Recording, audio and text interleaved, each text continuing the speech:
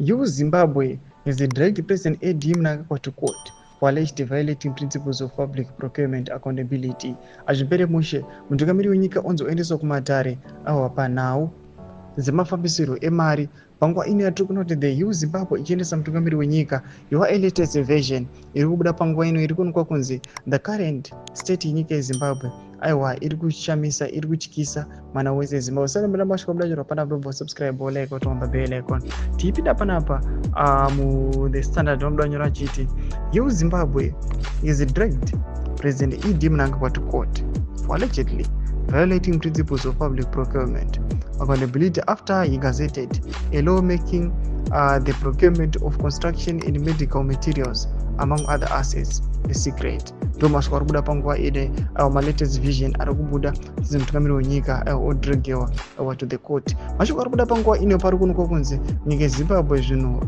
hazvisiri pachena.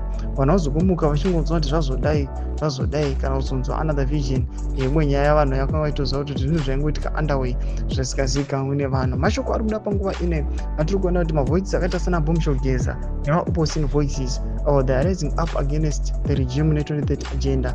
Mashoko ari kunyasa kuonekwa kuti mutungamiri wenyika vanhu vari kuzama kumunyengetedza kuti aiwa neruling party ZANU-PF yenyu aiwa chimbomirei kuopareta mozviti aiwa panapa takashanda 45 years zvakwana muruva pasi. Mashoko ari kuda panguva ino atiri kuona kuti aiwa panguva ino vanhu varaza kuti vava tired zvekusvika pakusava active mune maissues acho. Even mukuona kwakula off maprotest people they are no longer going just because they know the ZANU-PF kuti yakaita sei.